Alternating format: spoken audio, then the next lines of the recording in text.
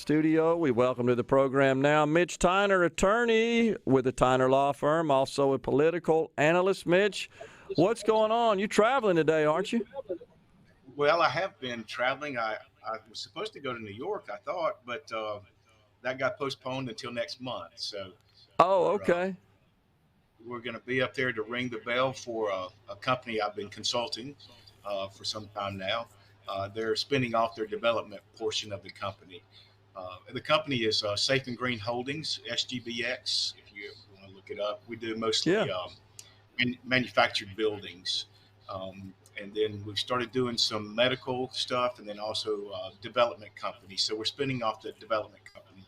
It'll be a separate publicly traded company. Are they going to be listed on the New York or the NASDAQ? They'll be on the NASDAQ. Yeah. Yeah. Awesome. Yeah. That ought to be fun. That's cool. I'm excited about it. I've never had the chance to ring the bell, so this will be a first for me. So it Yeah. should be a fun Congratulations. time. That's awesome. Thank you, man. Yeah. All right. So give us your thoughts. We had the debates last week. The debate, I should say, the Republican candidates for president, absent Mr. Trump, who, of course, leads all candidates, currently polling at around 50%. I think prior to the debate, he was 55, 56%. So there's a couple of them have taken a bit out of his lead, but he still has a monumental lead when you consider that there are 9, 10 other candidates, maybe even more than that, in the race, but certainly 8 on the stage last week. Do you expect any change going forward, or do you think that former President Trump's in good shape? The clear winner of that debate is Donald Trump. He suffered none for not being there. Yeah. Quite frankly, I'm always unhappy when someone doesn't debate because I think that the public should get the opportunity to view them. But I think that was the right choice here. Everyone has seen him debate in the past, and we don't need a repeat of that. So I think it was really a wise decision not to do it. As far as the debate, no one really stood out. Ramswamy got a little, I guess he was the loudest guy on the stage. And then I was really kind of disappointed in Ron DeSantis, who I like, and I like his positions, and I really like how he handled COVID.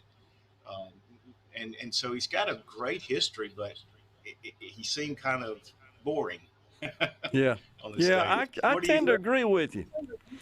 You know, my take on it is just something I've noticed, and not sure if you have or not. He doesn't smile. He doesn't laugh. He doesn't have a sense of humor. He always seems to be a little angry. That's a good point. Yes, it's like he's not relaxing and Yeah, enjoying the moment. He's working too hard to say the right words, yeah. and that's Kind of comes easy thing through. to do. That's right, easy thing to do on the stage. So I hate to be critical of the guy because Lord, that's a ton of pressure being up there and millions No of doubt. viewers out.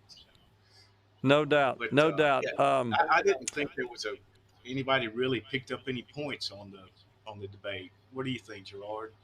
Yeah, you know, the one I thought did, honestly, was Nikki Haley. I'm, kind of 50-50 on Miss Haley, but I thought she did herself well during the Yeah, debate. She seemed to comprehend the issues and provided responses that were just cogent and common sense.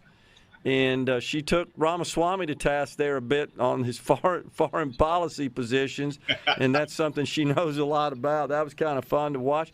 So I didn't think she was, I guess, too popular up to that point, and certainly the polls showed that, and her fundraising shows that. But it did improve after the debate, so I think the debate itself and her performance at it certainly helped her campaign.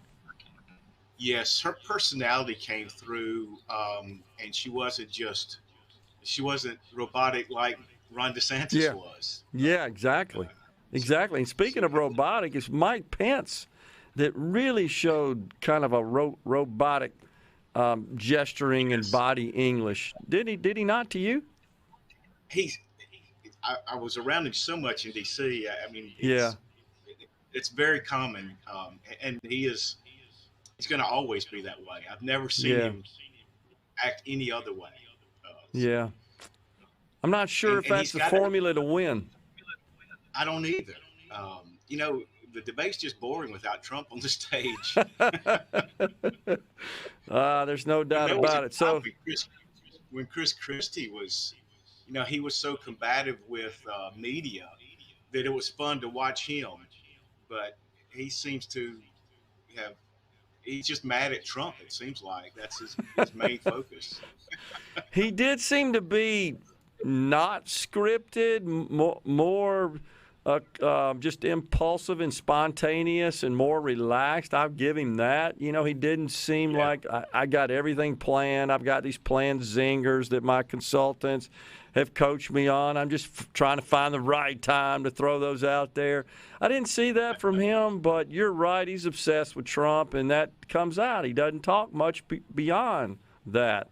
I was just talking, Mitch, before we got you connected there, that the subject of the Tax Cuts and Jobs Act, which I think most would have to say was marquee legislation under Donald Trump, Yes. it didn't get but the slightest of mention from one candidate, and that's Mike Pence. Of course, I think he pointed that out.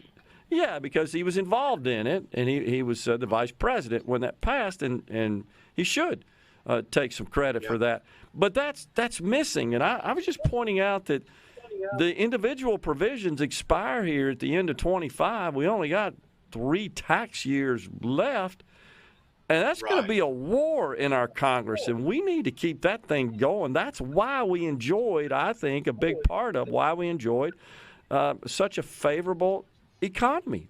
Donald Trump got that done early on. That was a very big part of it, Gerard. And then also the sense that we had a business person at the helm. Yeah. It gave comfort to all businesses across the country because they knew he was in their corner. And we don't have that now. We have a president who's willing to destroy companies instead of build them up. He's definitely not in their corner. Relentless attacks on the private sector. What's that? Relentless attacks on the private sector from this president. Oh, absolutely, yes. And you were talking just before I came on. You were talking about how much the tax dollars go actually are utilized for the federal spending. So I looked it up while you were on break, and it says that we spent $6.3 trillion last year, and tax revenue was only $4.9 trillion. Right. So we printed and borrowed the balance. Yeah, and this year we're on track for a $2 trillion. That yielded a $1.4 trillion deficit. We're on track this year for a $2 trillion deficit. I can't even fathom what a trillion is.